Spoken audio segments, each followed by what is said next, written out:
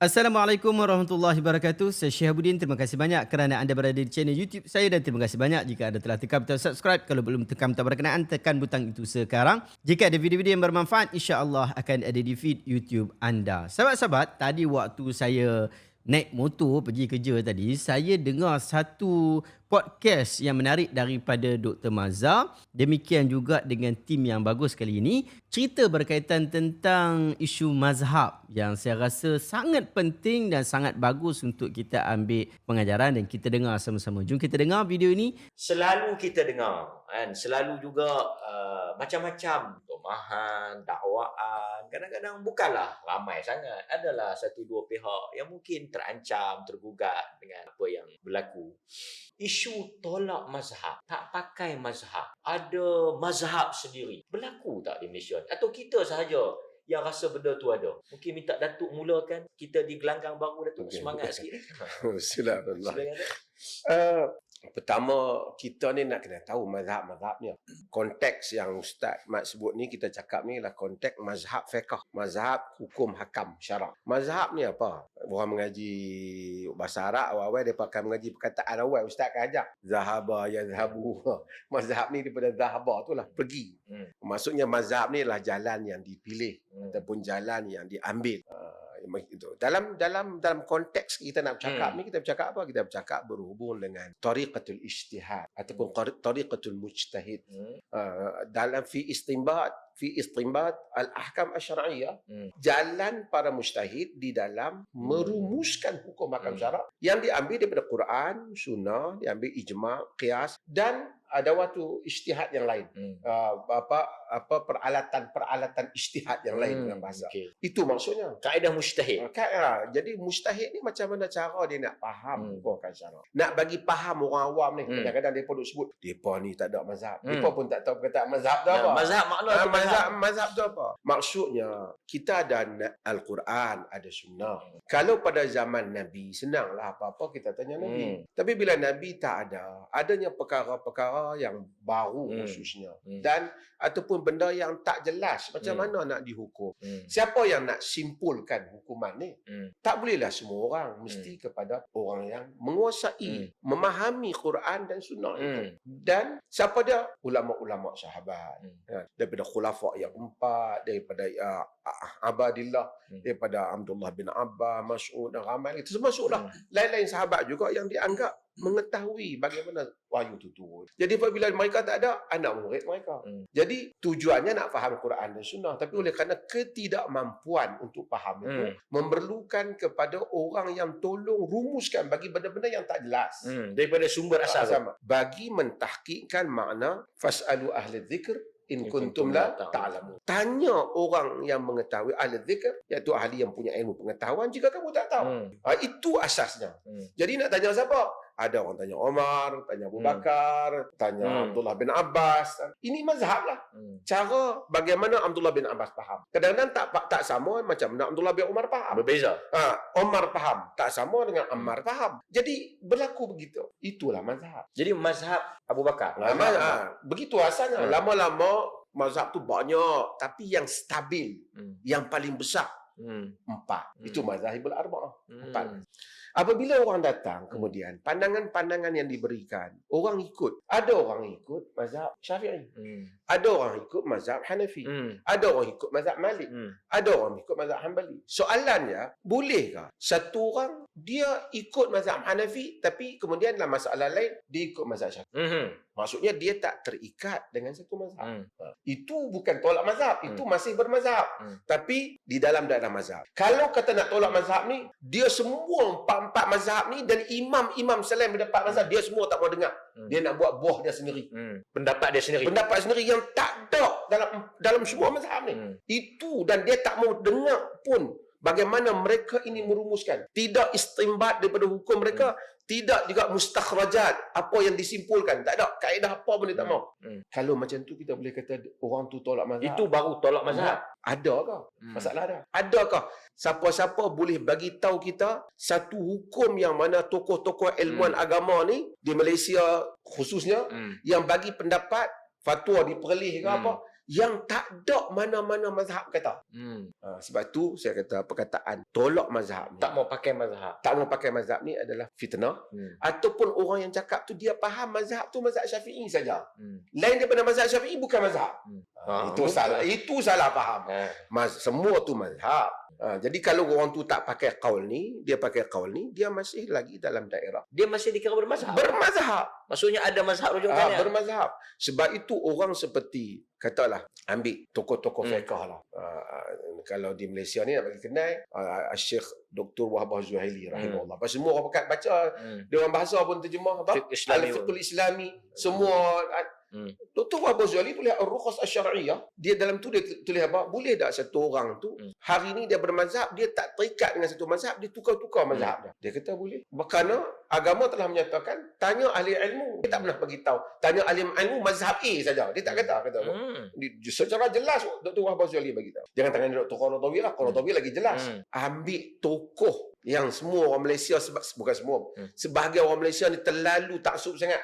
Kata yang ni yang kita nak pakai pasal dia mazhab Syafi'i, iaitu Dr. Said Ramadan Al-Buti. Dia ada buku dia Al-Mazhabiyah. Geng pok tak ada mazhab. Dia tulis apa tu? Dia kata yang dikatakan taksub tu apa dia? Taksub tu apabila satu orang beriltizam dengan satu mazhab, kemudian dia antara dia dengan Allah, dia tahu kaul yang dia pegang itu lemah. Menyanggahi dalil yang kuat. Dia kata tapi dia tetap duk pegang juga kaul tu kerana dia rasa dia mazhab tu. Itulah taksub mazhab yang dicela. Dia kata dia tokoh mazhab Syafi'i. Dan lagi pusingan saya akan sebut bagaimana dia sendiri menolak pandangan mazhab Syafi'i secara tegas. Dia menolak dan dia kata salah. Contohnya apa? Dalam buku Al-Jihad fil Islam, Kaifa Nafhamuhu wa Kaifa Numarisuhu. Dr. Said Ramadan Al-Buti, dia mazhab Syafi'i, dia minta supaya hendaklah masyarakat tak berpegang pada pandangan mazhab Syafi'i dan Zahiri yang kata orang kafir itu diperangi disebabkan kekufuran. Mereka diperangi disebabkan ilahnya ialah kerana hirabah, kerana mereka memusuhi Islam, bukan kerana kufur tu. Dr. Yusuf Al-Qaradawi dalam buku Al-Jihad fil Islam kata apa? Kena nasihatkan orang bahawasanya jangan pegang dengan pandangan mazhab Syafi'i di dalam masalah ni. Bukan mereka hina mazhab. Bukan mereka keluar mazhab. Mereka pergi pada mazhab yang lain. Itu kita nak kena jelas. Noktah ini dulu. Noktahnya provokasi setengah pihak kata puak yang tolak mazhab, puak yang tak mau ulama, hanya nak pakai Quran dan Sunnah. Faham terus. Ini adalah provokasi bohong dan berniat buruk. Kerana tidak ada orang macam tu. Dia sampai sekarang tak ada dibuktikan. Dia tak pernah. Cuba dia bagi tahu satu kaul yang orang sebut dalam ceramah-ceramah. Yang dia kata tu bagi satu kaul yang keluar mazhab, keluar semua mazhab. Yang tak ada langsung mana-mana mazhab. Tak ada langsung mana-mana imam kata. Bagi tahu. Tak ada satu. Dia hanya boleh bising, dia tak boleh kata. Dan dia provok kepada sebagian budak-budak orang yang tak faham apa, mereka terpengaruh dengan perkataan. Tertarik juga bila Datuk sebut tadi yang dikatakan taksub itu ialah tetap berpegang dengan dalil yang lemah dalam mazhab yang dia multazim. Dan dia tahu kata lemah. Dia tahu. Kerana itu sebab mazhab dia aja. Bukan dia. Itu Dr. Buti kata. Dr. Al-Buti kata. Itu juga yang kalau kita boleh tengok kan Nawawi sebut tentang isu khinzir tu kan. Dia kata dalil dia lemah. Doktor orang tambah sikit sebab orang rindu. Minggu lepas tak ada. Kan?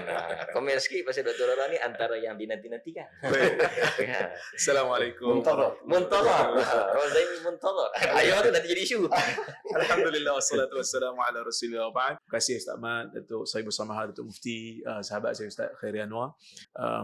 Berkenaan dengan isu menolak mazhab tu yang kadang-kadang kita pun bila bincang tentang isu menolak mazhab, benda ni dibincangkan sampai ke televisyen. Kita ada tengok keratan di televisyen di Malaysia ni bahas tentang isu macam mana kalau kita tolak mazhab, nak terus ambil daripada Quran dan Sunnah. Tu yang Datuk tanya tadi, siapa? Otoriti agama mana? Dalam negeri mana? Ilmuwan mana yang diiktiraf keilmuannya itu yang cuba untuk kempen masyarakat? Tak perlu pakai mazhab, tak perlu pakai ulama, kita ambil direct pada Quran dan Sunnah. Siapa yang kata? Kaul mana yang? Mana? Siapa yang sebut begitu?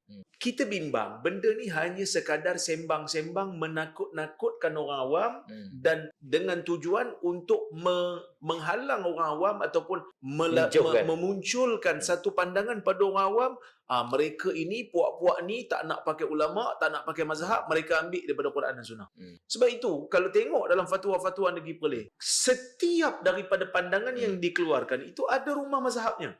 Cuma macam Datuk sebut tadi, apabila kita berbincang tentang isu bermazhab ni kan ada kategorinya. Ada yang multazim, ada yang ghairu multazim. Multazim ni maksudnya daripada awal sehingga ke hujung dia akan berpegang dengan satu imam dia. Dia tak keluar. Kerana diyakini inilah yang boleh menyampaikan dia kepada syurga. Kerana dia tak ada kemampuan. Tapi ada yang tidak beriltizam. Yang tidak beriltizam ni para ulama mengikut pandangan yang sahih, pandangan yang rajih. Orang awam tidak wajib beriltizam dengan satu mazhab dalam semua kehidupan dia. Ini juga yang disebutkan oleh Syekh Wahbah Zuhaili. Sebab kalau kita mewajibkan orang awam untuk mengikut satu mazhab dalam setiap keadaan, ia akan menyukarkan orang awam tu satu. Yang kedua, dia akan menjadikan amalan orang awam tu terbatal. Kerana cuba cek salat orang awam ni, betul ke semua ikut muktamad mazhab Syafi'i? Setengah tu dia tak tahu pun. Setengah tu kadang-kadang dia pun tak tahu. Dia kata kadang-kadang buat mazhab sendiri pun. Tapi solat dia taklah batal. Cuma sebab dia tak ada kaitan dengan rukun, dia cuma kadang-kadang dalam perkara-perkara yang dianggap sebagai mustahabat, benda-benda sunat dalam solat yang ditinggalkan kerana tidak mengikut mazhab Al-Imam Syafi'i rahimahullah. Itu yang pertama. Maksudnya, ia sengaja dimomokkan seolah-olah macam benda tu ada. Dia samalah macam sebahagian daripada individu berceramah sana sini, asyik cerita pasal bahaya Wahabi, asyik cerita pasal kesesatan Wahabi. Seolah-olah macam itu satu ancaman dalam negara kita ni. Kan? 2-3 orang lah saya tengok. Tapi bila pergi ke mahkamah, bila ditanya Mufti Perlis, adakah dia Wahabi? Kan? Adakah dia itu setuju tak dia tidak mengamalkan ajaran Wahabi dan sebagainya? Dia setuju pula. Ada dia dalam mahkamah tu. Kan? Dia tak berani pula mengaku. Kenapa tidak disebutkan? Kan, Datuk? Kenapa tak disebutkan secara jelas? Sama juga macam kes ni. Bila kita sebut, bahaya tak ikut mazhab, bahaya menolak mazhab. Cuba bagi tahu kat kita siapa. Sekadar yang kita tahu yang menolak mazhab ni telah pun difatwakan sebagai menyeleweng. Kita tengok ada golongan Qur'aniyun. Ini memang tak pakai mazhab. Memang tak pakai ulama. Nak tengok Semayang daripada Quran. Semayang pun tidak. Yang ni kita dah fatwakan pun. Kan? Anti hadis ni. Tapi selain daripada tu siapa? Cuba sebut. Jadi sebab itu kadang-kadang kita rasa macam isu ni lebih kepada isu tomahan dan tuduhan yang tidak ada bukti. Ia lebih kepada sentimen-sentimen kerana nak menjauhkan orang-orang awam ataupun orang-orang yang tidak ada pengetahuan yang lanjut daripada satu-satu aliran ataupun satu-satu tokoh. Ini benda yang bahaya. Kerana kita telah create satu sangkaan pada orang awam benda yang tak betul. Sebab tu contoh kan bila saya kongsikan apa-apa dalam keratan-keratan video, bila saya hurai masalah ini pandangan ulama ni, pandangan mazhab ni, ada yang komen dia kata, pakai pula ulama, pakai pula mazhab. Dulu kata tak boleh. Saya tak tahu sejak daripada bila yang saya kata tak pakai ulama, tak pakai mazhab. Dan dia termakan fitnah. Dia termakan. Ini menunjukkan dia termakan fitnah. Sangat-sangat bahaya. Dan benda ni harus diberitahu daripada awal, di Perlis ke, di mana-mana ke, di Perak ke, di mana-mana ke, setiap daripada otoriti agamanya tidak ada yang declare kita tak memakai mazhab. Tak terikat ia. Bahkan bukan kata Perlis je. Dalam negara kita ni setiap orang dah merentas mazhab dalam keadaan-keadaan yang tertentu. Cuma sama ada declare ataupun tak declare je lah. Sama dia tahu ataupun dia tak tahu. Sama ada dia tahu ataupun tak tahu je lah. Sebab itu kadang-kadang ada seorang hamba Allah ni, dia perempuan lah. Duk mengata kat saya lah. Dia kata seolah-olah macam dia ni menghina Imam Syafi'i dan sebagainya. Tu orang tanya dia soalan. Hang ni perempuan, pasal apa tak pakai niqab? Mazhab Syafi'i muktamad kena pakai, kena tutup semua. Wajib. Wajib tutup. Kenapa kau tak pakai? Mungkin dia tersentak lah. Maksudnya dia pun dah lompat pergi mazhab lain. Ataupun dia pun tak tahu mazhab Syafi'i tu apa dia. Ya. Dia duk sebut, orang duk sebut mazhab Syafi'i, dia sebut kata dia mazhab Syafi'i. Di mana mazhab Syafi'i dia ambil, dia pun tak tahu. Dia pun tak tahu. Jadi ini benda yang sangat. Cuma nak sebut sikit lah, sebut masa niqab ni tadi sebelum Ustaz KA cakap ni. Tapi kalau nak tengok pandangan, Niqab ni orang kata lagi purdah pakai sebab purdah. lagi dia berkeliru pula kan. Niqab mana pula kata. Purdah ni, Purdah yang tutup muka tu. purdah ni dalam mazhab Syafi'i qaul mu'tamad wajib, mazhab Hanbali juga wajib. dalam mazhab Malik dan mazhab Abu Hanifah dia tak wajib kan, tapi dia kata mustahab. Tak, kita bukan nak. Tapi ada tak pandangan yang keluar daripada empat mazhab ni? Ada. Pandangan sendiri. Pandangan sendiri ada. Siapa dia punya pandangan? Ni dia orang ni jangan sensitif, tapi betul dia boleh tengok sendiri. Iaitu pandangan Dr. Ali Jumaah yang mereka duk panggil mari Malaysia ni. Dia menyatakan niqab laisa minasy syariah. Niqab bukan daripada syariat. Adat yang bukan daripada syariat. Itu pandangan Dr. Ali Jumaah. Niqab tutup muka tu. Niqab perdah tu bukan daripada syariat. Bukan daripada syariat, bukan daripada Islam lah. Maksud dia tak ada kaitan. Dia kata ni adat saja, tidak ada kaitan Islam. Ada Arab. Itu pandangan dia tu empat-empat mazhab tak ada. Empat-empat mazhab sama ada kata sunat ataupun kata wajib. Tapi tak ada lah pula bila dia datang Malaysia kata ni orang yang tolak mazhab. Bahkan mereka bawa inilah tokoh mazhab. Itu saya rasa sebab apa? Sebab yang duk cakap tu mereka pun tak faham sangat tentang apa yang menjadi konten mazhab tu sendiri. Mungkin macam Datuk sebut awal-awal tadi lah. Dia faham mazhab Syafi'i, dia pun reti mazhab Syafi'i. Bila dia dengar pandangan lain, dia kata yang tu tak ada mazhab lah. Sedangkan itu mazhab. Kita tanya pasal awak mazhab Syafi'i, Syafi'i lah. Apa bukti awak mazhab Syafi'i? Syafi'i lah. Dia tak tahu. Dia tak pernah baca Al-Um ke, dia tak pernah baca cara Ijtihad Ar-Risalah Nihayatul Minhaj ke, dia tak pernah baca apa. Dia tak pernah baca semua tu. Ustaz KA ada mazhab? Alhamdulillah. Bermazhab. Mazhab sendiri ke? Mazhab sendiri ke? Maksudnya kita tak pernah ni jemput lagi, kita nak tengok mazhab dia. Okey. Boleh Boleh. Apa Boleh sikit. Apa komen? Sila komen dengan jujur dan bermazhab. Mazhab saya? Ya. Kita oleh kerana dah duduk dalam Malaysia ni secara umumnya adalah kita terdidik dan mengaji dalam mazhab Syafi'i. Dan itu adalah nature bagi setiap orang yang duduk dalam negara yang berlainan. Tempat dia dilahirkan dan tempat dia dibesarkan, maka pasti akan dia pelajari mazhab setempat. Dan itulah kalau sekiranya disebutkan tadi, hatta Syekh Al-Albani rahimahullah, apabila ditanya kepada dia bagaimana cara nak belajar fiqh, ini yang konon Al-Albani ni Allah mazhabiyah ni yang dikatakan macam tak ada mazhab ni, tapi Syekh Al-Albani sendiri apabila ditanya bagaimana cara nak mempelajari fiqh, jawapan Syekh Al-Albani adalah belajar fiqh setempat. Itu dulu. Step pertama adalah mempelajari fiqh setempat. So kalau kita di Malaysia, maka mazhab kita adalah Asy-Syafi'i, maka kita adalah mempelajari fiqh Syafi'i. Jika sekiranya dia dilahirkan di Saudi, maka dia mempelajari Hanbali. Jadi itu adalah mazhab setiap kita lah. Bahkan macam Dr. Rozami sebut tadi, kalau nak betul-betul lah, orang awam ni nak mazhab apa sebenarnya kan? Orang awam ni tak ada mazhab. Kalau kita belajar usul fiqh kan, semua kita usul beritahu kan, bahawasanya mazhab awam, mazhab mufti dia lah. So kalau kita duk perleh mazhab kita, mazhab lagi boleh. Lagi sensitif lah. Mazhab mufti. Masuk dalam konteks tu, masuk orang awam mengikut fatwa guru yang dia belajar fiqh. Yang dia tanyakan. Mufti tu masuk guru agama. Saya kuat mazhab Syafi'i. Sebenarnya dia tak kuat mazhab Syafi'i. Dia tak tahu. Betul. So bagaimana kita nak mendakwa kita mazhab Syafi'i, sedangkan apa maksud mazhab yang bila kita sebut tadi, apa maksud mazhab? So mazhab ni tak lari daripada dua perkara. Kalau kita sebut bahawasanya mazhab adalah usul mazhab itu sendiri. Maksudnya orang itu bermazhab Syafi'i, maksud dia mengikut usul mazhab Syafi'i. Apa benda usul mazhab Syafi'i? Apa dia usul tu? Adalah bagaimana Al-Imam Syafi'i menggunakan dalil-dalil syarak di sisi dia dan bagaimana cara istimbat di sisi dia. Jadi kalau kita tengok mazhab-mazhab ni, mazhab banyak. Tinggal yang empat ni yang masyhur kerana banyak anak murid yang menulis dan menyebarkan. Bahkan Al-Imam mazhab Zahiri juga adalah dikira mazhab yang kelima yang masih lagi tersebar pada waktu kini kerana adanya Al-Muhalla. Bahkan lebih masyhur disandarkan kepada Al-Imam Ibn Hazm daripada Abu Daud Al-Zahiri. So sebenarnya kalau kita melihat bahasanya siapa yang kata boleh keluar daripada mazhab ataupun tak ikut mazhab, ini khata'un, suatu kesalahan yang bahkan dia pun tak mampu keluar. dia pun tak boleh nak keluar. Pasal semua kau yang dia kata tu memang ada tuan dah. Ada tuan dah semua. So hak ni kata Al-Imam Az-Zarkashi, mungkin yang terakhir permulaan ni, Al-Imam Az-Zarkashi menyebutkan bahawasanya Allah Subhanahu wa taala menjadikan hikmah dia, menjadikan hukum hakam syariat ni tidak semuanya qat'iyah. Supaya dan bila tidak qat'iyah maksudnya maksudnya banyaknya zaniyah.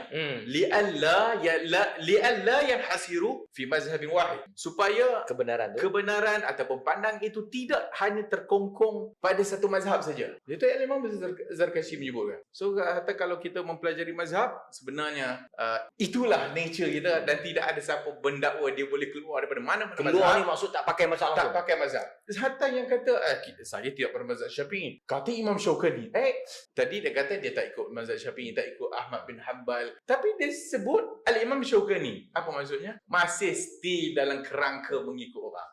Wallahu a'lam. Okey Datuk. Terus terang lah. Dah panas, dah macam-macam komen ni. Saya tu yang nak cakap tu lah ni, kan? Terus terang lah. Dah ramai, dah lama sangat duk tanya ni. Paling dahsyat, yang paling kerap dan saya tahu semua duk komen ni nak tanya ni lah. Perlis ni tak pakai mazhab. Tak ada mazhab. Tolak mazhab. Selalu perlis lah. Perlis ni mereka bukan mazhab Syafi'i. Mereka ni mazhab Kediri, mazhab pandai. Mufti mereka tu semua buat pandai Kediri lah, patua ikut dia lah. Jawab sikit Datuk. Supaya kita boleh satu Malaysia boleh dengar terus langsung ni dah berpuluh tahun dah ni. Sampai tukar kerajaan tak habis-habis lagi isu perlis tolak mazhab ni. Yang pertama sebelum kita jawab tu, macam anda sebut tadi, kita kena minta kepada anak murid mereka ni, yang terpercaya dengan mereka ni, supaya pergi tanya Tok Guru, boleh tak bagi satu contoh fatwa mereka, pendapat mereka yang tidak ada apa-apa mazhab. Betul perlis lah. Fatwa perlis ke, ataupun fatwa Hana ke, ataupun Dr. Ruzaimi ke, ataupun ahli yang tak ada mana mazhab pun kata. Mazhab selain daripada mazhab yang 4 tu, tadi Al-Zahiri juga adalah mazhab. Dan juga kita ada Al-Auza'i, kita ada banyak Al-Sawri. Sebahagian mazhab yang hilang, sebahagian mazhab yang tidak ada. Tapi ini dalam daerah mazhab, terutama mazhab yang 4. Jadi kita baca sikit boleh? Apa keputusan kita? Jawatan Kuasa Fatwa Perlis bersidang pada kali yang ke-59 dulu ni. Apa dia keputusan fatwa dia? Pegangan dan pendirian Perlis mengenai mazhab-mazhab fiqh. Tak mau baca semua, baca sikit untuk ni. Satu, dia kata jawatan kuasa dalam mentarjih, yakni menilai dan memilih pandangan-pandangan hukum tidak terikat dengan hanya satu mazhab fiqh, sebaliknya membahas dan mentarjihkannya, menilai dan memilih pandangan-pandangan fiqh yang ada di dalam 4 mazhab utama atau selain daripadanya dalam ahli sunnah wal jamaah jika ada keperluan untuk buat demikian. 4 mazhab utama atau mazhab-mazhab lain. Mazhab Tabari ke, mazhab Zahiri ke, kalau tak ada tak boleh. Kita mau apa pun kena ada rumah mazhab. Kedua, bagi hukum hakam yang telah ada dalam mazhab-mazhab muktabar yang tidak berkait dengan faktor perubahan, jawatan kuasa akan memastikan pandangan yang dikeluarkan telah didahului oleh mana-mana mujtahid muktabar yang terdahulu. Ada sandaran. Maksudnya bagi benda-benda yang memang dulu dah keluar fatwa dah, bukan benda-benda moden, kita tak akan keluarkan pandangan yang tak ada tokoh-tokoh mujtahid kata sebelum daripada ni. Artinya kalau siapa kata ada, dia boleh proof lah. Mari. Yang ketiga, ada banyak tapi saya nak sebut yang 4. Bagi isu-isu baru yang tiada fatwa dari mujtahid yang terdahulu. Isu baru banyaklah. Apa ini hospital inhaler, sedut tu macam-macam lagi lah kan yang dulu. Okey. Jawatan kuasa akan melihat kaedah dan hujah yang diguna pakai dalam ijtihad para mujtahid dan membandingkannya dengan isu berkaitan. Nak tengok ulama dulu kata apa, mujtahid dulu kata apa.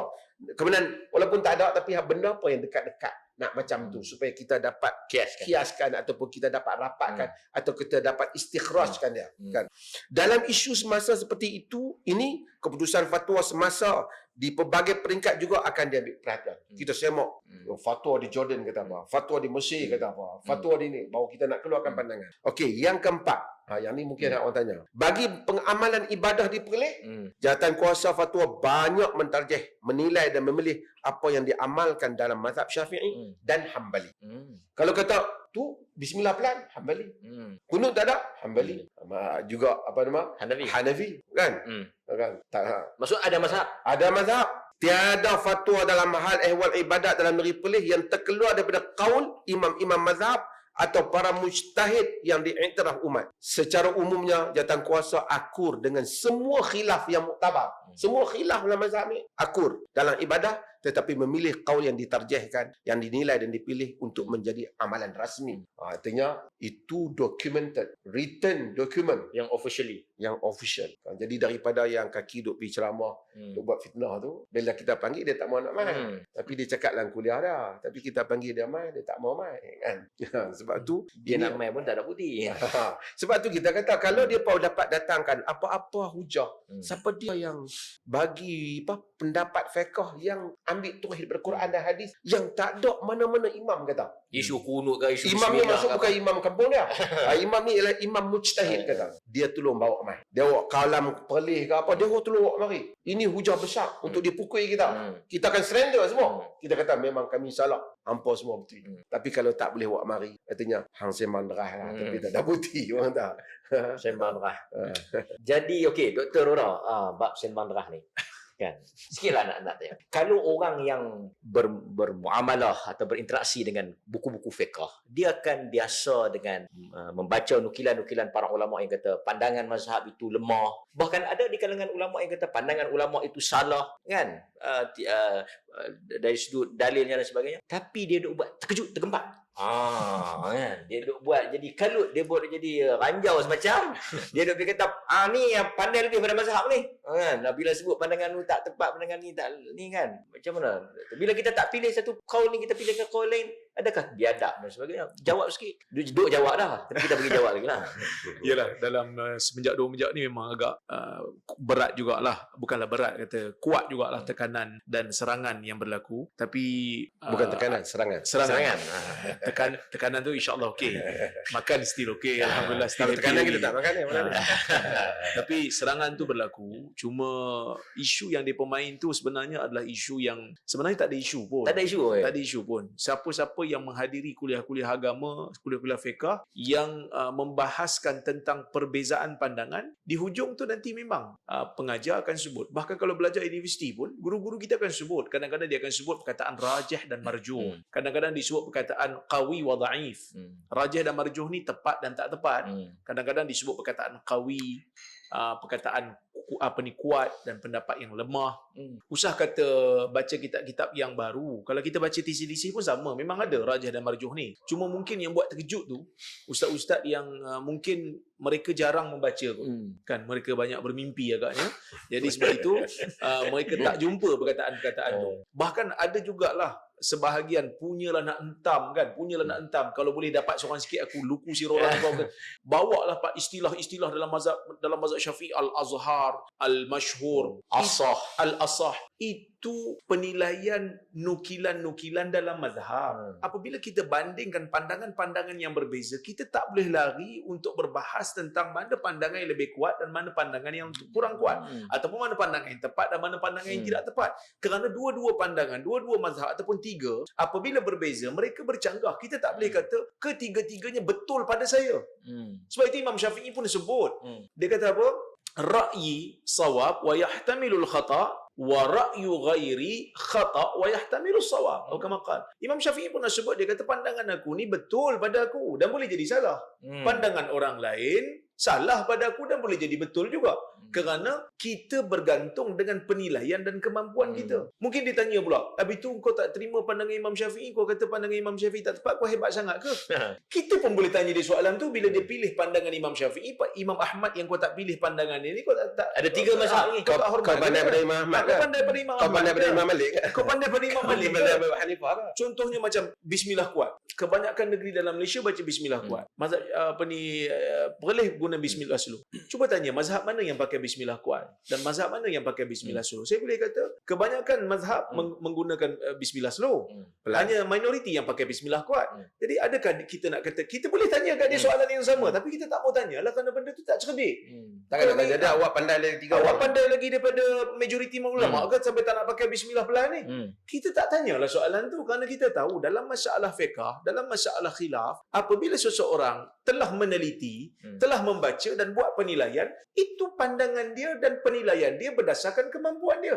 Bila saya yang taklah berapa pandai sangat ni, mengajar, baca sikit, saya buat keputusan, saya memilih pandangan ni kerana kekuatan hujahnya pada saya. Dia pergi tanya kita pula, hang siapa? Hang belajar kat mana?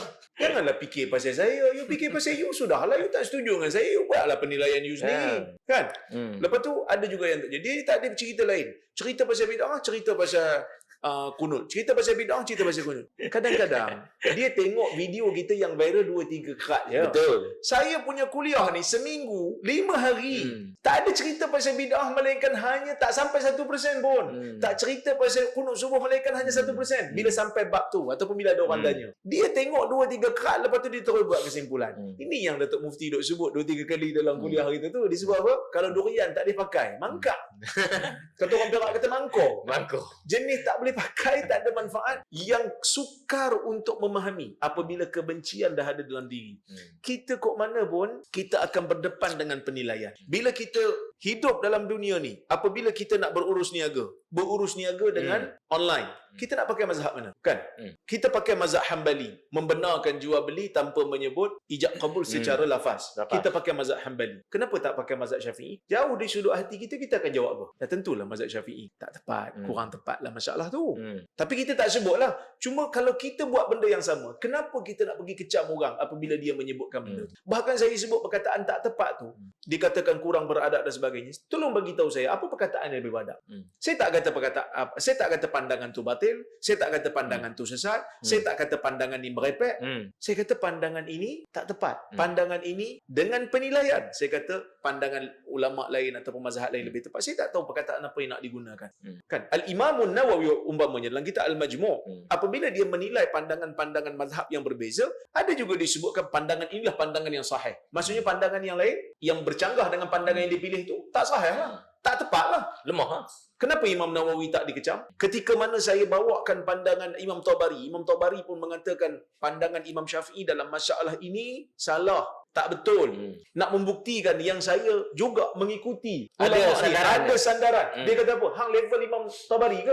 Saya jadi pening. Saya nukil nak kena satu level pula sekarang ni. Dia nukil tak apa. Dia nukil pada siapa-siapa pun boleh. Ini yang kadang-kadang kita kata, kok mana pun betul lah kata pepatah redha nas ghayatul la tudrak. Redha manusia ni satu matlamat yang tidak akan dapat kita capai selama-lamanya. Jadi kita buat kerja kita, kita teruskan mengajar, insya-Allah satu ketika orang akan mula faham. Itu orang panggil apa?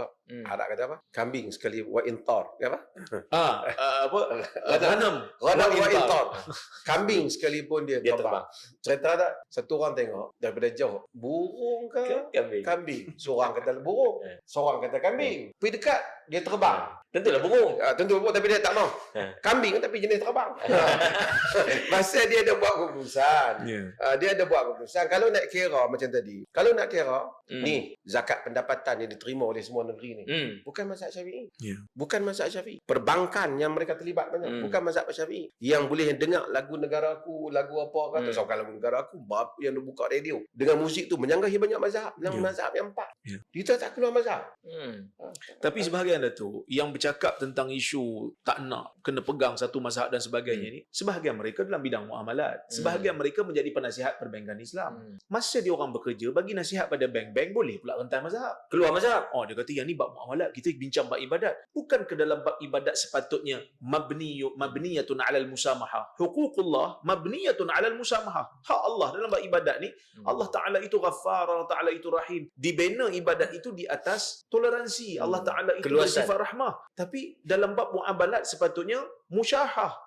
Dalam bab muamalat ni dibina di atas apa yang kita panggil sebagai manusia punya hak ni. Orang manusia kan lebih ketat lah patutnya daripada nak lompat-lompat mazhab ni. Tapi dalam bab muamalat begitu luas, boleh lompat ke mana pun. Dia masalah tang aku, tang hang tak ada. Itu masalah dia. Sebenarnya kadang-kadang dia hasutan ni daripada setengah pihak. Lepas tu yang mendengar tu dia orang tak ada background apa. Yang mendengar hasutan ni dia tak peduli apa, dia memang nak kata. Tu ada orang tu cerita satu orang seekor serigala tengok anak kambing minum air. Dia kata aku nak makan kau sebab apa dosa aku kata. Sebab kau telah cemarkan air ini pada tahun lepas. Dia kata tahun lepas aku tak lahir lagi. Dia kata kalau macam tu bapak hang cemarkan. Artinya apa pun aku nak kata. So dia orang ni tak guna berhujah nama kata, tapi tujuan kita perbincangan malam ni ialah supaya memberikan education kepada orang yang mempunyai nilai yang mahu nak faham. Itu tujuan fikrah dan hujah ni, kita nak jawab dan kita nak bagi pencerahan. Satu supaya dapat kita didik masyarakat supaya bila dia dengar sesuatu ni dia jangan mudah. Kita rasa di Malaysia ni macam-macam sekarang ni kan. Mudah sangat orang kata orang Malaysia ni mudah kena scam kan. Ni baru cerita, nanti kita cerita pasal apa. Mengaku keluar dari pakat bagi duit pun tak sangka. Dan alhamdulillah malam ni kita tidak dihidangkan oleh udang. Jadi kita tak payah kopek udang. Okey. Jadi Ustaz Khairil Anwar dah dengar tadi ni kan, isu yang paling kita nak dapat pencerahan. Setengah orang dia tak boleh beza antara mengikut mazhab kan dengan ta'assub. Kadang-kadang kita macam Ustaz sebut tadi, ada macam Ustaz dalam perubatan pun mungkin ada yang keluar mazhab. Dan tadi contoh bank pun keluar mazhab, zakat pendapatan keluar mazhab. Keluar tu maksudnya memilih pandangan-pandangan lain lah kan. Keluar daripada mazhab Syafi'i. Keluar daripada masuk mazhab lain. Lepas tu dia bertanya pula, Datuk katanya bila masuk. Boleh jawab sikit. Kalau disebutkan tadi beberapa contoh dalam bab muamalat, boleh pula kita memilih banyak pandangan. Kalau kita tengok dalam bab kesihatan pula ni, ustaz-ustaz yang mengajar kat masjid ni wajib sembahyang walau dalam apa jua keadaan. Ustaz, saya masuk hospital, masuk dalam ward, saya tak larat lah nak wuduk tu susah dan sebagainya. Saya boleh tak saya qada?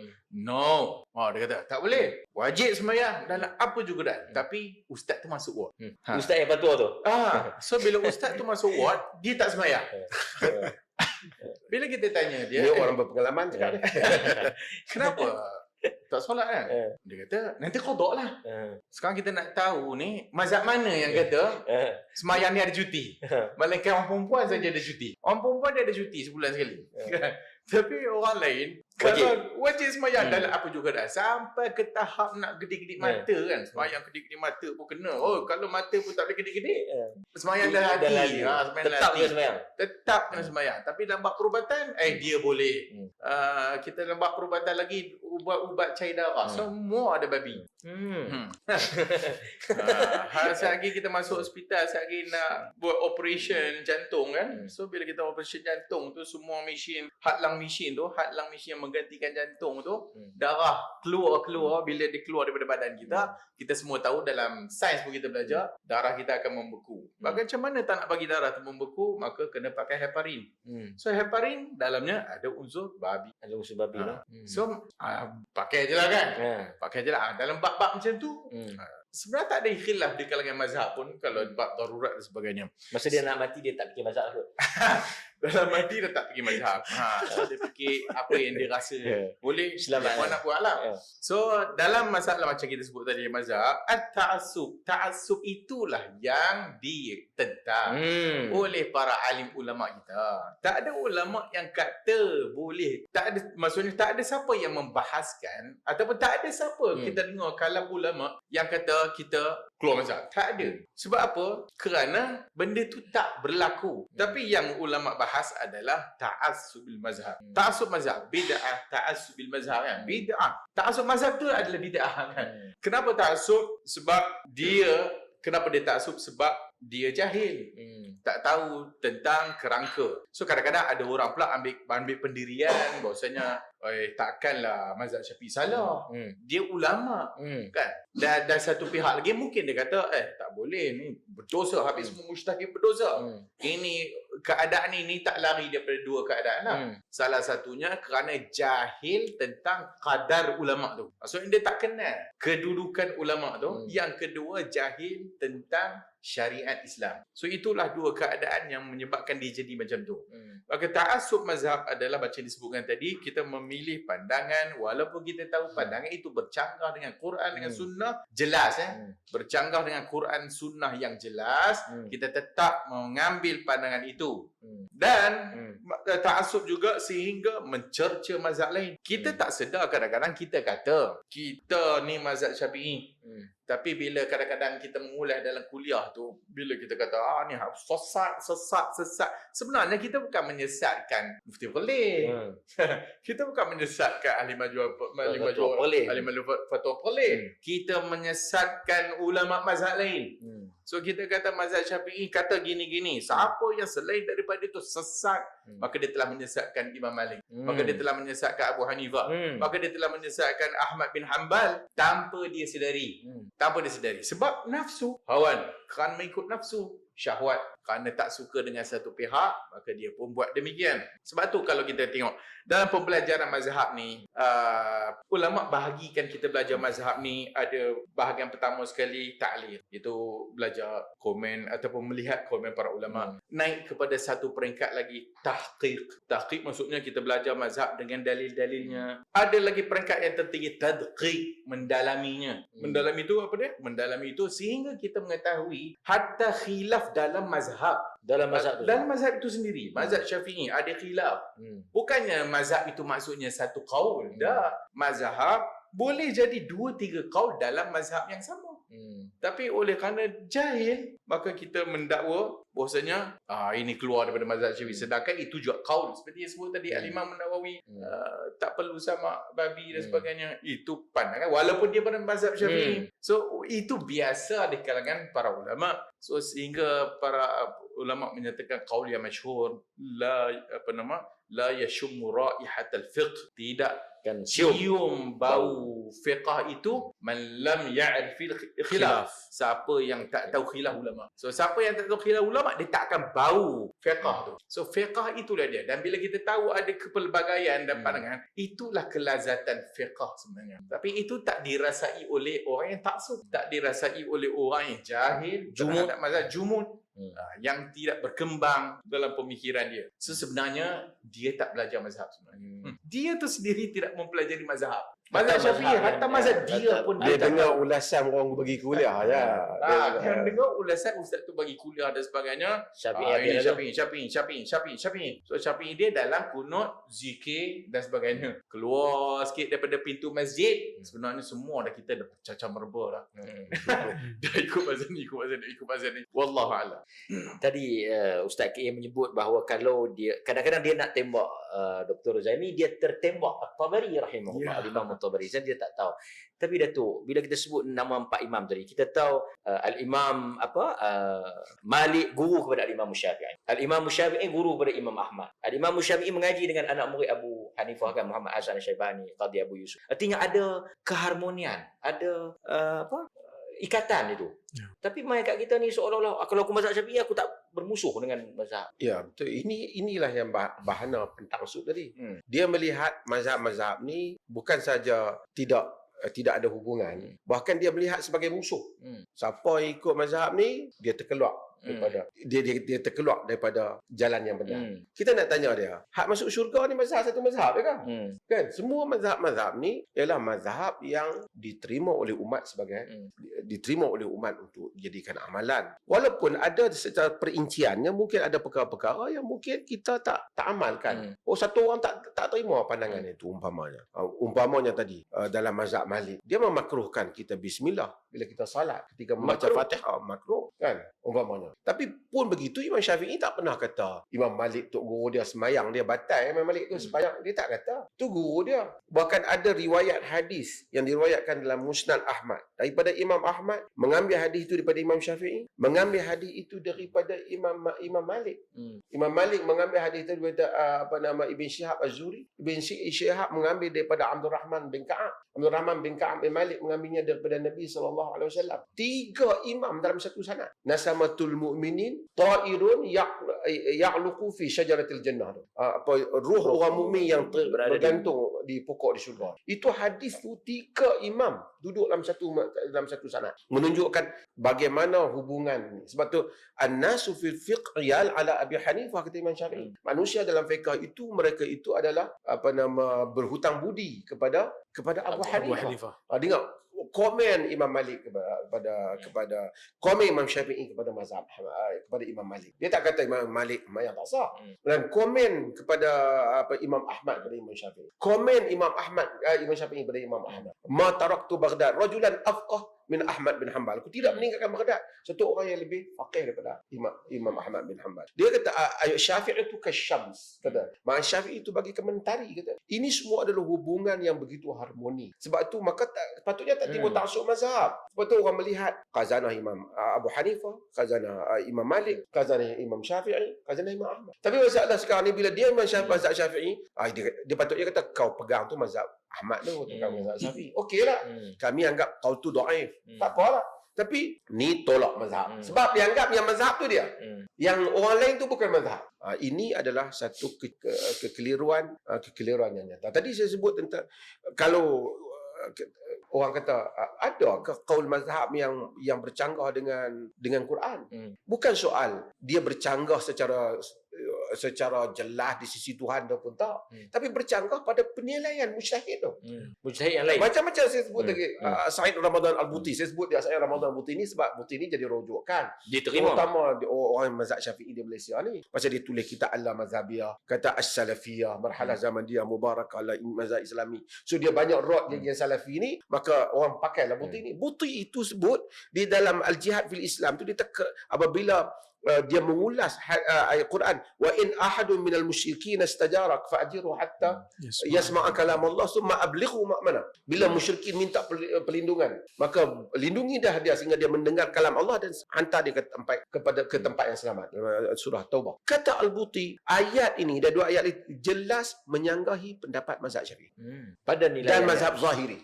Dia kata sedangkan dia mazhab Syafi'i. Adakah kita kata Buti telah mendakwa dia lebih pandai daripada Syafi'i?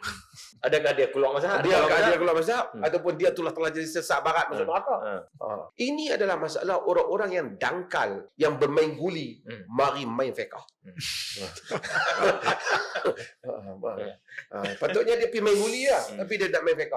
Fiqh adalah perbahasan. Di Malaysia ni, kalau mereka tengok perbahasan di peringkat kebangsaan ke apa, semua qaul kadang-kadang dibentangkan.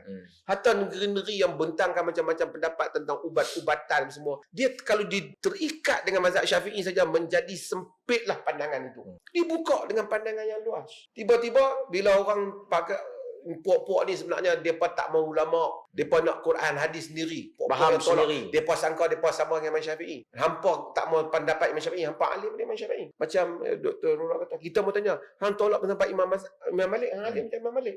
Hang tolak pendapat Imam Abu Hanifah, hang dia pendapat Abu Hanifah. Bila dia nak pakai satu pendapat, 2-3 hari ni pendapat Kunuri Arwah ni. So mamanya. Dia awak keluar lah, ni yang bagi pendapat Kunuri Arwah ni, dia hafal dulu daripada kecil hafal Quran banyak ni.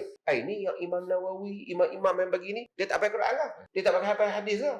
Dia bukan hang berlawan dengan kami. Qaul hang tu telah berlawan dengan imam-imam mazhab. Itu realitinya. Dia bila ambil satu qaul, dia tunjuk, ini mimpi orang ni.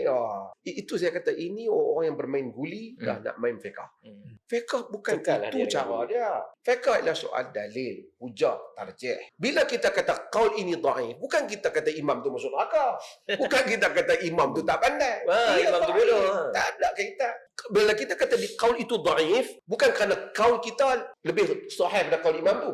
Qaul itu dhaif dibandingkan qaul imam-imam yang lain yang setanding, setara ataupun lebih ramai, lebih berhujah, imam-imam yang mujtahid juga. Itulah masalah pentingnya untuk kita meluasi pembacaan, merujuk bacaan. Nampak macam nak tambah? Nampak macam nak tambah? Dia sentiasa digembar-gemburkan seolah-olah macam ustaz ni Rora versus Imam Syafi'i. Sedangkan bukan Rora versus Imam Syafi'i. Imam-imam lain yang berbeza pendapat dengan Imam Syafi'i. Lepas tu dia persoalan kita. Hang siapa nak pilih-pilih ni? Hang ni, who are you nak tarjih-tarjih ni? Saya bukanlah siapa-siapa. Tapi orang minta kita mengajar. Kita mengajarlah. Kebetulan pula Datuk Mufti lantik jadi AJK Fatwa. Adalah sikitlah kemampuan untuk buat penilaian dan sebagainya. Tapi kadang-kadang apabila kita membaca kitab fiqh, katalah kita tak mau tarjih. Tapi kalau kita baca kitab mazhab Syafi'i sendiri pun, kita akan berdepan dengan khilaf yang kita terpaksa buat pilihan. Kan? kita terpaksa buat pilihan juga. Contohlah, kita buka kitab Imam Baihaqi dalam Sunan Kubra. Dalam masalah sapuan kepala ketika ambil wudu. Berapa kali nak sapu? Kalau tengok dalam kitab-kitab mazhab Syafi'i, 3 kali sapu. Tapi Imam Baihaqi dalam masalah ini, walaupun dia itu adalah kita boleh kata tonggak lah dalam hadis ketika dia menghuraikan ataupun menyusun kitab Sunan Kubra tu, Menghimpunkan jasa dia dalil-dalil tu, dalam. jasa dia besar kepada mazhab Syafi'i kerana menghimpunkan riwayat-riwayat yang digunakan oleh mazhab Syafi'i sebagai dalil. Tapi dalam masalah sapuan kepala, dia ada menyebutkan pandangan yang sedikit berbeza daripada pegangan mazhab dia. Dah ada 2 pendapat tu. Dah ada 2 pendapat. Katalah satu orang dia baca kitab Sunan Kubra, dalam masalah dia kata, saya nampak Imam Baihaqi ni punya pandangan tepatlah daripada pandangan ulama lain dalam mazhab Syafi'i. Adakah dia sesat dalam masalah tu ataupun biadab dalam masalah tu? Baca kitab Majmu' pun sama. Imam Nawawi juga ada ikhtiarat dia. Takkanlah satu orang apabila mengikut Imam Ibn Hajar Haytami jadi elok, tiba-tiba ikut Imam Nawawi yang tak sama dengan Ibn Hajar Haytami tiba-tiba jadi sesat. Sedangkan dua-dua tu kita kata adalah ulama besar yang dianggap sebagai tonggak dalam mazhab Syafi'i. Jadi sebab itu, saya melihat bila kita biarkan benda ini subur dalam masyarakat, tomahan demi tomahan, tuduhan demi tuduhan, ya, serangan demi serangan atas benda yang tak jadi isu pun, ia akan memandulkan orang-orang yang ingin mengaji agama ataupun belajar agama. Kadang-kadang dia bersuka juga umat mandul ni sebab dia pun boleh ambil kesempatan kan, mungkin. Tapi itulah, kita tak boleh biarkan. Kerana universiti bila kita ada pengajian fiqh di universiti, peringkat tinggi lah, bukan lagi sekolah dah, sampai universiti dah, buat master, buat PhD, mestilah ada tarjihan, mestilah ada orang kata apa, pemilihan pendapat. Takkan kita tak bagi dengan kata, oh kau ni belum sampai lagi, kau belum mimpi jumpa Nabi lagi, kau jangan nak pergi tarjih. Who are you? Itu yang kadang-kadang kita rasa macam kita nak bawa umat ni ke mana? Kan, kita nak bawa umat ni terus menjadi mandom ataupun kita nak pergi kepada ke arah yang lebih akademik. Berikan dia ruang untuk dia berbahas, berikan dia ruang, tapi dengan disiplin lah.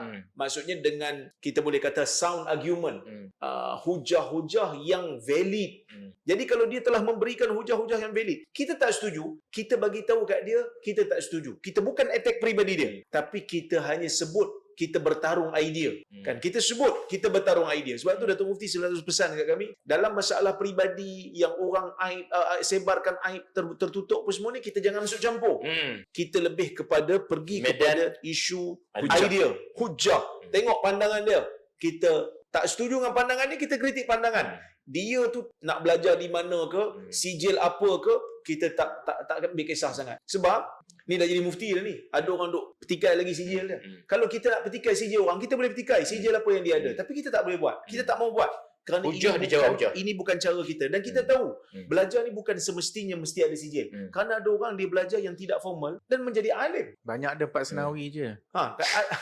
Kan? Kita tak mau mainlah kad itu. Lagi orang marah kat saya pula, orang kata saya berbangga-bangga. Demi Allah, ini bukan tujuan saya. Saya nak sebut, berhentilah mempertikaikan peribadi orang, serangan terhadap personal. Kalau kita nak bertarung hujah, bertarung idea. Inilah yang akan Hatu burhanakum. Hatu burhanakum in kuntum shadiqin. Kadang-kadang kita duk pergi kata kat orang kataan yang tak elok dengan hinaan. Satu hari nanti apa-apa Allah patah balik kat kita. Dengan cara yang kita tersangka dan tak sangka. Hati-hati ya. Betul. Kita ni dah saya tak tahulah dah sejak lebih ke apa kan, tapi masih lagi panas dan ramai yang masih mengikuti lagi setia ni. Jadi kita tak payah sejuk-sejukkan lah. Kita panas-panaskan lagi kan. Dia selalu kalau forum ni dah penutup, dia nak kena cool down kan. Kita tak mau cool down. Kita tapi terus sejuk makanan kita ni. Kita panaskan dengan soalan. Dia sebenarnya macam ni je Ustaz Khairi. Last lah ni bagilah kan buah-buah tanggung ni sikit kan. Dia kata kebanyakan yang sebenarnya yang kata mazhab ni, yang ni mazhab Syafi'i, yang ni mazhab Syafi'i, hakikatnya tidak. Jadi bila dia nak buat kata yang kita buat ni salah, ini yang mazhab Syafi'i, yang dia buat tu hakikatnya tak. Jadi dia nak tutup lawan dia tu, dia nak apa, lawan dia tu dia gunakan mazhab Syafi'i. Jadi mungkin nasihat dan juga irsyad ke apa bagilah kan, supaya masyarakat kita dapat pencerahan. Wajib atas setiap kita, termasuk ustaz-ustaz, untuk mempelajari dan memahami sejarah penubuhan mazhab. Kita atas perkataan penubuhan tu saya tak suka guna. Sejarah kemunculan mazhab. Di awal-awal kalau kita tengok, tidak dinisbahkan kepada orang, dinisbahkan kepada negeri negeri, Mekah, Madinah. Kemudian kita ada mazhab al-ra'i Kufah, kita ada mazhab ahli hadis Madinah. Hatta al-Imam Syafi'i di awal-awal kita panggil qaul qadim, dia kata ana mazhab aku adalah mazhab fuqaha al-Madinah. Mazhab fuqaha al-Madinah. Apabila dia mempelajari, dia jumpa dengan Muhammad ibn Hasan al-Shibani, belajar mazhab Abu Hanifah, dan akhirnya dia keluar dengan pandangan dia, dan dia berpindah-pindah, dan akhirnya di Mesir, dan dia ada mazhab dipanggil qaul jadid. Jadi itu yang perlu kita fahami. Dan berikutnya, kenapa mazhab tu boleh berkembang dan sebagainya. So bila dia berkembang kerana ada anak murid yang menyebarkannya, ya anak murid yang mengikut bagaimana cara mereka memahami dalil daripada Al-Quran dan Sunnah. Jadi balik kepada apa yang disebutkan tadi, kalau kita lihat, jangan hanya mendakwa. Kita banyaknya ustaz, termasuk ustaz-ustaz lah, mendakwa ini mazhab Syafi'i, mendakwa ini mazhab Syafi'i, menyebabkan pengikut-pengikut juga menyatakan ini inilah dia memahami itu mazhab Syafi'i, sedangkan daripada mazhab Syafi'i jauh sekali. Jadi dia mendakwa ini mazhab Syafi'i, tapi bila kita ajar kepada masyarakat, kita buka kepada kitab-kitab Syafi'iyah, jadi kita tengok berlainan pula. So bila kita tengok berlainan, maka siapa yang malu? Mereka dan keluarga mereka yang malu dah. Jadi apabila kita tidak insaf, maksudnya kita ini tak merujuk sendiri, hatta yang menjadi cacat dalam masyarakat kita, ustaz kita sendiri tak mampu nak merujuk kepada kitab-kitab mazhab. Tak ada mana-mana ulama-ulama mazhab, hatta Abu Yusuf, Muhammad ibn Hasan al-Shaybani, sehingga dikatakan dia menyelisihi Abu Hanifah, sehingga berapa 2/3 daripada mazhab Abu Hanifah. Tak ada pula siapa menyatakan bahawasanya ini kurang ajar kepada guru dah. Al-Imam Al-Muzani juga ada berbeza pandangan dengan Al-Imam Al-Syafi'i, sedangkan dia itu belajar dengan Imam Syafi'i 20 tahun, melazimi Al-Imam Syafi'i, sehingga dia memandikan jenazah Al-Imam Syafi'i. Tapi ada berbeza pandangan. Semua tak ada apa yang terlepas. Hatta setiap ulama dalam mazhab pasti akan ada berbeza pandangan. Tinggal lagi kita perlu insaf dan adil dalam bab ni. Jangan berkata wala taqfu ma laysa laka bihi, inna sam'a wal basar wal fuad kullu ulaika kana anhu mas'ula. Ini masalah kita. Yang terakhir, ingat apa yang Allah sebut apabila menceritakan terhadap orang-orang yang diazab pada hari akhirat. Apabila mereka bertemu depan Allah Azza wa Jalla ni, mereka dahlah kena azab. Tapi mereka kata, wahai Tuhan, kami ni dulu dekat dunia, yang menyesatkan kami ni kubara'ana. Mereka lah adalluna sabil. Mereka lah yang menyesatkan kami daripada jalan. Kubarak apa? Kubarak. Kubarak boleh jadi pemimpin. Pemimpin ada dua. Pemimpin politik dan pemimpin agama. So politik juga menyesatkan orang dengan dia punya kapasiti. Yang paling jahat ataupun paling teruk jika sekiranya pemimpin agama. Maka pengikut-pengikut yang kena azab ni tak gitu saja, dia tak diam. Rabbana atihim di'faini minal azab wa la'anhum la'nan kabira. Wahai Allah, wahai Tuhan, berikan, Engkau berilah kepada mereka 2 kali ganda azab. Jadi macam banyak kali saya sebut, benda ni bukan benda apa orang putih kata easy as A, B, C. Maksudnya kita kata tak apalah kalau kita buat, kalau betul dapat pahala, kalau tak betul tak adalah apa-apa. Dan setiap kalam kita akan ditimbang dan akan diuji, akan diadili oleh Allah Subhanahu wa taala. So jangan mendakwa suatu benda yang kita tak tahu tentangnya. Yang satu, yang kedua, kalau sekiranya dia dah tak ada ilmu mendakwa ataupun dia memfitnah pula orang lain. Hak ni lagi besar. So kalau fitnah orang ni tak payah nanti ustaz ajar, semua kita dah tahu dah kot. Fitnah orang ni berdosa besar lah kan. Tasawuf apa kalau kita fitnah orang kan. Kita duk belajar mazhab Syafi'i dan sebagainya, tetapi tak mengikut akhlak imam, tak mengikut akhlak ulama.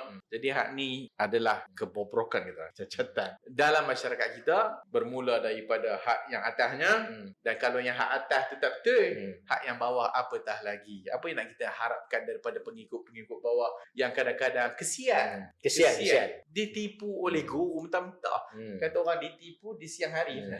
Jenuh depa nak backup pula tu. Nak backup pula tu. Dah lah tipu, backup pula, dah backup pula. Kantoi lagi. So, okey. Tak kata Kena tipu hidup-hidup, dah mati-mati dia percaya. Okey.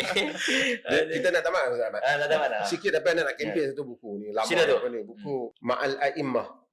Bagus buku ni. Ramai orang dah baca lah. Syekh Salman Audah. Dia cerita tentang Ma'al A'immah ni cerita tentang mazhab yang 4. Siapa yang ada ni dia baca buku ni Ma'al A'immah, bagi ustaz-ustaz ataupun bagi mereka yang boleh baca Arab, dia baca bahasa Arab lah. Bagi yang tak boleh berbahasa Arab, Ada bahasa lain? Bahasa Inggeris. In the Company of the Imams. Jadi it's a very good book talking about the Dia four ada dua. imam. Okey. So buku yang bagus bercakap tentang 4 imam ni. So buku ni lama dah. Share kita sama udah pun dalam penjara sekarang. Mudah-mudahan Allah bebaskan dia. Jadi boleh baca buku ni. Kerana bagi yang malas nak berhujah tu tak payahlah, tapi bagi kitanya banyak tonton kita ni middle class. So middle class ni boleh baca buku ni. You can find this book